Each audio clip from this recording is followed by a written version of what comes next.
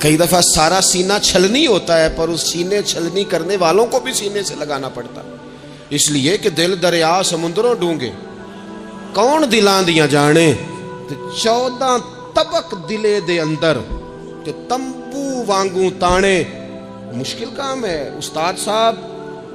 وہ مطلب ہم نے یہ دیکھا ہے کہ بچے کو اٹھانے کے لیے والد آ گئے کہ نہیں جی نہیں ہم نے نہیں پڑھانا، تو استاد صاحب کہنے نے او میں بڑی محنت کی تھی جی ہوں تے چل گیا ہے 6 کو مہینے ویکھو تے صحیح، میں نے بڑی مشقت کی ہے، یہ راہ میں نہ اسے لے جاؤ۔ میں نے تو کئی ناشتے نہیں کیے کہ کلاس میں پہنچنا تھا، کئی دفعہ میں نے کھانا چھوڑ دیا کہ مجھے دیر ہو گئی تھی، نہ لے کے نہ جاؤ، میری مشقت ہے۔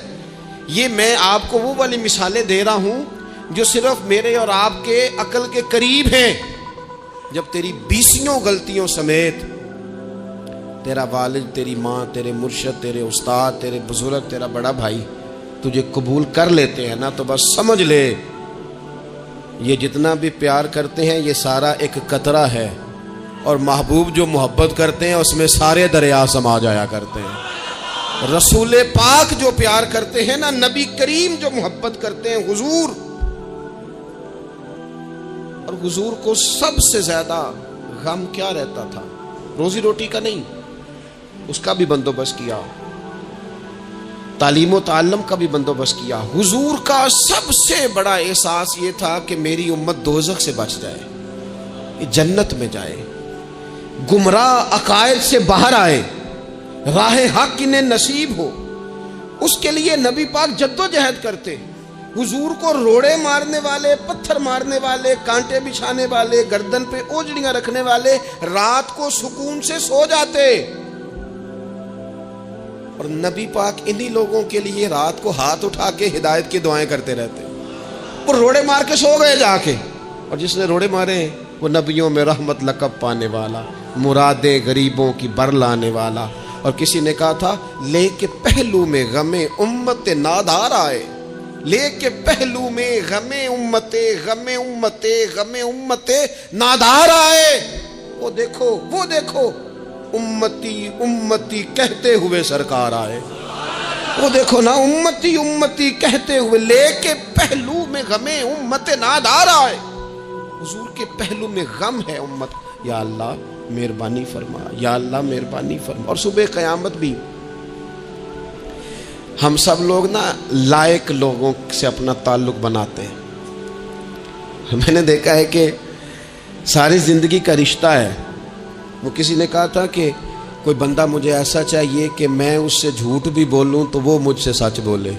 کچھ لوگ ایسے چاہیے ہوتے ہیں نا زندگی میں کہ وہ توأن و کرہن ساتھ ہی رہے، لیکن یہ ہوتا نہیں، مشکل کام ہے۔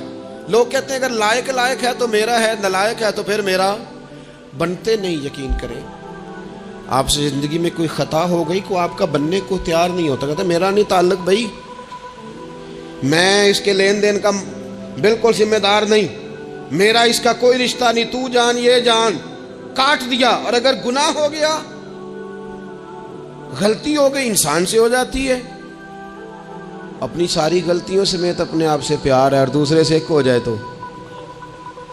لیکن کچھ لوگ ایسے ہوتے ہیں، حضور غوث پاک کے مدرسے کے اساتذہ نے کہا تھا حضور سبق بانٹنے ہیں، پیریڈ لگانے ہیں، آپ کو کون سی کتاب دے دیں، فقہ، اصول، تفسیر، حدیث، کیا پڑھائیں گے؟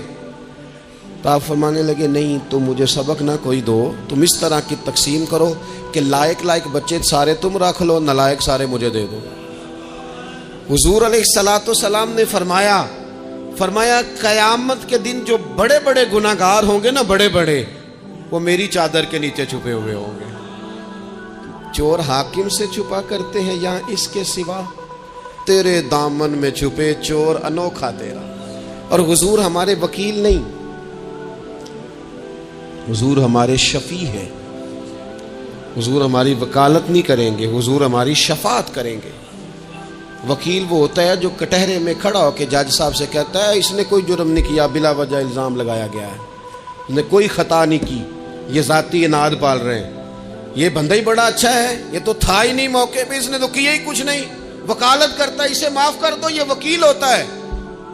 اور شفیع وہ ہوتا ہے جو کہتا ہے اس نے سارا کچھ ہی کیا ہے پر میں جو آ گیا ہوں، سارے جرم اس نے کیے ہیں، پر میں آ گیا ہوں نا، میرا آنا دیکھا جائے اور اسے معاف کر۔ تو نبی کریم علیہ السلام نے خاص، اور پھر کچھ ایسی چیزیں جو بالکل سادی تھیں، اس کا بھی نبی پاک صلی اللہ تعالیٰ علیہ وسلم نے لوگوں پر بوجھ نہیں ڈالا۔ حضرت سیدنا ابن مسعود رضی اللہ تعالیٰ عنہ فرماتے ہیں، مسلم شریف میں موجود ہے، کہتے ہیں حضور ہمیں کبھی کبھی واز سنایا کرتے تھے، ہر روز تقریر نہیں سناتے تھے۔ یا رسول اللہ صلی اللہ علیہ وسلم ہمارا دل کرتا ہے، فرمایا میں نہیں چاہتا کہ تم تکلیف میں آ جاؤ۔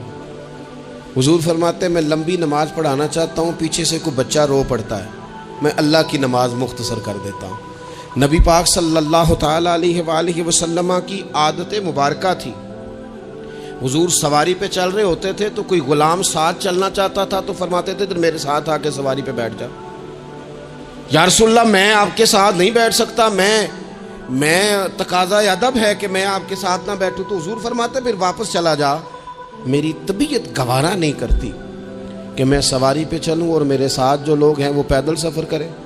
احساسات، جذبات، محبوب کریم کو اللہ تبارک و تعالیٰ نے جو دل عطا کیا، آپ دیکھیں چھوٹے چھوٹے بچوں، وہ ہمارے ہاں نا جی بزرگ ناراض نہ مجھ سے ہو جائیں، ہمارے ہاں بزرگ بعضوں کا شکوہ کرتے ہیں، کہتے ہو کاکا ادھر آئے نا، تو میرے نہ سلام نہیں لئی۔ بھئی آپ لے لیتے سلام، یہ کچھ جھگڑے والی بات ہے؟ آپ سلام کر دیں۔ رسول پاک کی عادت مبارکہ تھی کہ چھوٹے چھوٹے بچے گلیوں میں ہوتے تو حضور آگے بڑھ کے خود انہیں سلام کہتے، ان کے سروں پہ دست شفقت پھیرتے، ان کی چھوٹی چھوٹی باتیں سنتے، ان کے سوالات کے جواب ارشاد فرماتے۔ اللہ کے پیارے رسول صلی اللہ تعالیٰ علیہ وسلم کا تو یہ معاملہ تھا کہ عبادت کے معاملے میں بھی جب ایک شخص نے کہا کہ یا رسول اللہ میں ساری رات نماز پڑھا کروں گا، سارا دن روزہ رکھوں گا، تو حضور نے فرمایا نہ، آنکھیں تکلیف میں آ جائیں گی، وجود تھک جائے گا۔ ایک سرکار کی زوجہ محترمہ ام المومنین نے رسی باندھ لی تھی مسجد نبوی میں کہ میں جب تھک جاؤں گی تو ٹیک لگا لوں گی، پر میں نے پڑھنی ساری رات ہے نماز۔ اللہ کے محبوب نے فرمایا جتنی دیر طبیعت اجازت دے اتنی دیر پڑھو، باقی آرام کرو، اور فرمایا تمہاری آنکھ کا بھی تمہارے اوپر حق ہے، تمہارے وجود کا بھی تمہارے اوپر حق ہے۔ یہ ساری چیزیں نبی پاک صلی اللہ تعالیٰ علیہ وسلم کی امت کے ساتھ رحمت پر دلالت کرتی ہیں۔ اسی طور پر آپ دیکھیں کہ نبی کریم علیہ السلام نے 2-3 دن تراویح پڑھی، پھر صحابہ جمع ہو گئے، زیادہ لوگ آ گئے تو سرکار اندر سے باہر ہی نہیں آئے، حجرے میں رہے۔ فجر کے وقت آئے تو فرمایا مجھے پتا تھا تم سارے انتظار میں ہو اور تم نے دیر تک میرا انتظار کیا، میں جان بوجھ کے نہیں آیا۔ کیوں نہیں آئے یا رسول اللہ صلی اللہ تعالیٰ علیہ وسلم؟ تو حضور فرمانے لگے اس لیے نہیں آیا کہ اگر میں آ جاتا اور کچھ دن مستقل یہ نماز پڑھتا تو میرے دل میں خیال آیا کہیں رب کریم اسے فرض نہ کر دے، تمہیں مشقت ہوگی، تمہیں تکلیف ہوگی، لہٰذا میں حضور دل چاہ رہا ہے نفل عبادت کو، اس لیے نہیں کر رہے کہ امت پر کہیں ضروری ہو جائے۔ حضرت سیدنا عباس فرماتے ہیں کہ ایک انصاری صحابی رات کو مسجد نبوی شریف میں داخل ہوئے، ان دنوں جن دنوں وہ بدر کے قیدیوں کو لایا گیا تھا، تو ان قیدیوں کو رسیاں صحابہ نے زور سے باندھ دی تھی، تو کہتے ہیں کہ میں نے دیکھا نبی کریم علیہ السلام بڑی بے چینی کے عالم میں کبھی ادھر جاتے کبھی ادھر آتے۔ میں نے عرض کی یا رسول اللہ صلی اللہ تعالیٰ علیہ وسلم خیریت ہے؟ تو حضور نے فرمایا ان قیدیوں میں میرے چچا جناب عباس بھی ہیں، وہ ہائے ہائے کرتے ہیں تو مجھے نیند نہیں آتی۔ چلو زیادہ نہیں تو تھوڑا احساس کبھی چچا کا بھی پیدا کرنا چاہیے۔ ویسے چچا چاند نہیں ہوتا، چندہ ہمیشہ ماموں نہیں ہونا ہے۔ چچا جتنا مرضی بھی خوبصورت ہو بیچارہ چاند ہو سکتا نہیں، چندہ ماموں نہیں ہونا ہے، پکی بات۔ تو کبھی چچا کا بھی احساس کرنا چاہیے۔ نبی کریم علیہ السلام نے فرمایا چچا ہائے ہائے کرتے ہیں تو مجھے نیند نہیں آتی۔ وہ انصاری صحابی فرماتے ہیں کہ میں دوڑا گیا اور میں نے جا کے معلومات کی کہ حضرت عباس رضی اللہ تعالیٰ عنہ کو کہاں باندھا گیا ہے۔ فرماتے میں جا کے حضرت عباس کی رسیاں ڈھیلی کر کے آیا تو وہ سکون میں آ گئے۔ تو آ کے حضور علیہ السلام کو میں نے دیکھا تو سرکار بھی زمین پر بیٹھ گئے، لیکن ابھی چہرے پر بے چینی باقی تھی۔ میں نے عرض کی حضور میں رسیاں ڈھیلی کر رہا ہوں جناب عباس کی، آپ آرام سے سو جائیں۔ یہاں تک نہیں یہ رحمت رکتی، یہ رحمت کسی مقام پر محدود نہیں ہوتی۔ میرے کریم کا کرم ہمیشہ برستا ہے تو بغیر رنگ و نسل ہر جگہ برستا ہے۔ حضور علیہ الصلوۃ والسلام نے فرمایا صرف عباس نہیں، جا سارے قیدیوں کی رسیاں ڈھیلی کر کے آ، سب کو یہ کون لوگ ہیں؟ یہ بدر میں پھول لے کے آئے تھے، یہ گجرے لے کے آئے تھے پھولوں کے، خوشبو کا تحفہ دینے آئے تھے، یہ تو تلواریں لے کے آئے تھے۔ لیکن یہ اعزاز ہے میرے نبی پاک کا کہ اللہ نے حضور کو رحمت للعالمین بنایا ہے۔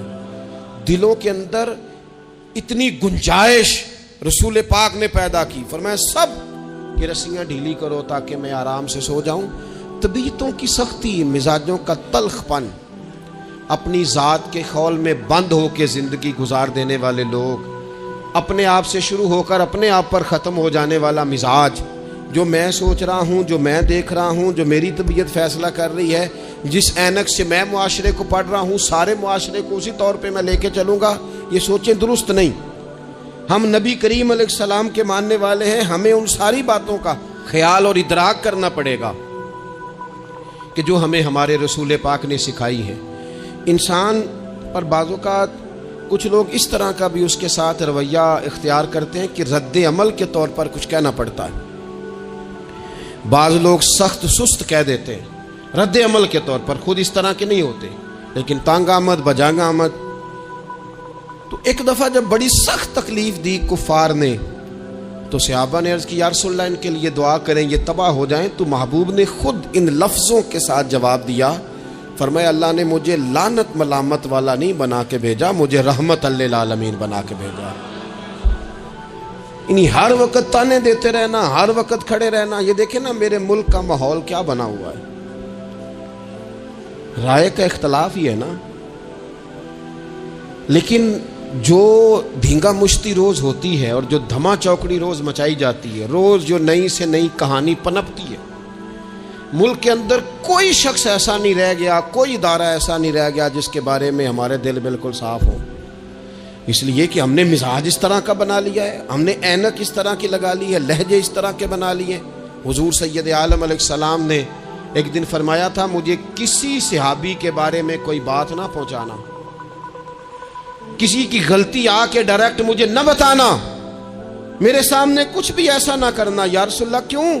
فرمایا میں چاہتا ہوں میرے دل میں سب کے لیے گنجائش ہے تو گنجائش ہی رہے، لوگوں کو خوش گمان رہنے ہی نہیں دیا جاتا، اچھی سوچیں پیدا کرنے کے موقع ہی نہیں دیے جاتے، وہی بدگمانیاں ہیں، وہی ماحول کے اندر شدت ہے، وہی انداز ہمارا اس طرح کا ہے، اور وہی کچھ ہم کر رہے ہیں، اور سارے ہیں کہ ایک ہی لاٹھی کے ساتھ ہانکے جا رہے ہیں۔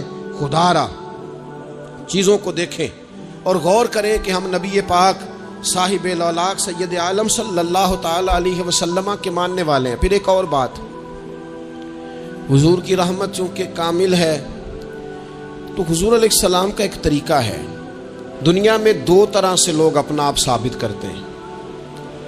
ایک پورے ماحول میں لوگ اندھیرا کرنا چاہتے ہیں تاکہ میں صحیح طرح چمک جاؤں، وہ پھر بتاتے ہیں کہ اس وقت دنیا میں کوئی آدمی بھی میرے سوا ٹھیک نہیں ہے، کسی کا بھی تذکرہ ان کے سامنے کیا جائے تو ایک دو چار کمزوریاں اس کی وہ بتا دیتے ہیں، کیونکہ وہ فل اندھیرا کرنا چاہتے ہیں اور سمجھتے یہ ہیں کہ جب میں اندھیرا کروں گا تو پھر میں زیادہ چمک جاؤں گا، اس لیے باقاعدہ منصوبہ بندی کی جاتی ہے اور باقاعدہ لوگ بٹھائے جاتے ہیں اور کردار کشی کرنا ایک پورا ماحول بنا دیا گیا ہے، اور کوئی بھی شخص اس سے مبرہ نہیں، وہ دینی تعارف رکھتا ہو یا دنیاوی تعارف رکھتا ہو، سیاسی سماجی معاشرے میں کوئی مقام رکھتا ہو یا سیاسی قد کاٹ سے اس کا تعارف ہو، کردار کشی عام بنا دی گئی اور اس پر لوگ خوش ہوتے ہیں۔ میرے بھائیوں، نبی کریم نے بھی اپنا اثبات کیا ہے، لیکن رسول پاک کا طریقہ یہ نہیں ہے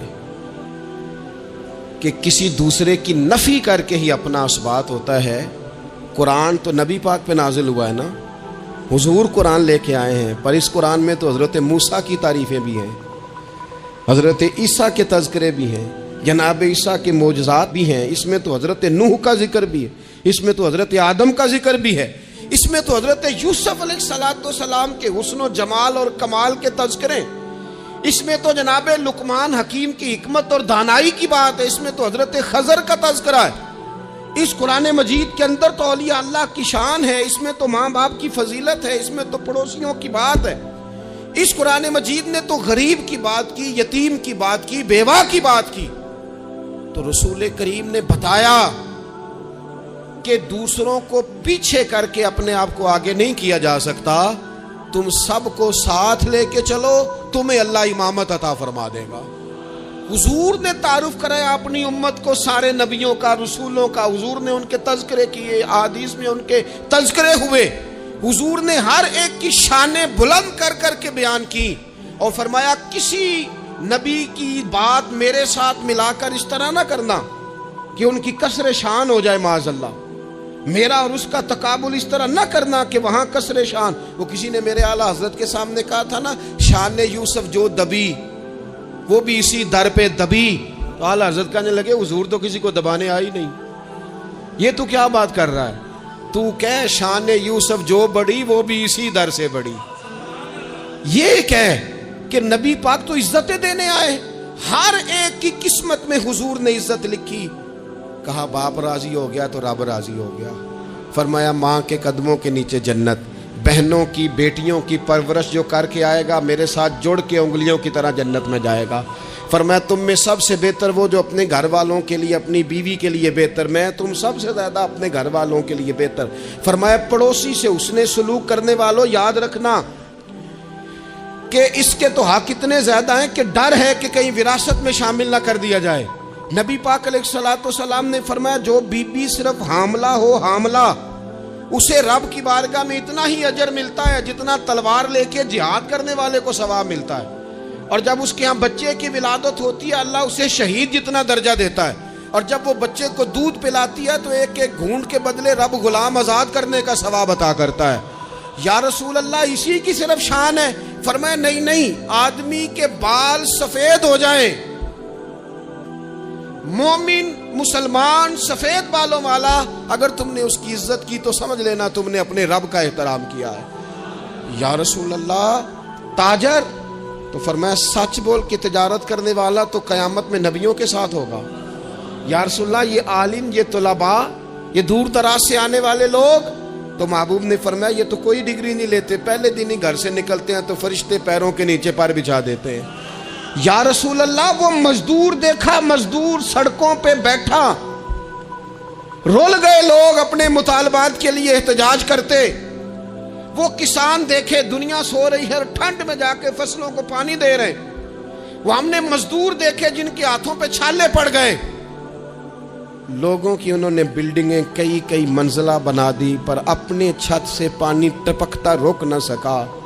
حضور یہ جو لوگ ہیں ان کی کیا شان ہے؟ تو حد کر دی میرے کریم نے، فرمایا محنت کر کے روزی کمانے والا تو اللہ کا دوست ہے، اس کو تو اللہ نے قرب دے دیا دوستی۔ تو نے ہر شخص کی قسمت میں یہ عزت لکھی اور آخری خطبے کی صورت میں بھی وصیت لکھی۔ حضور نے ہر شخص کو احترام دیا، ہر ایک کو اکرام دیا۔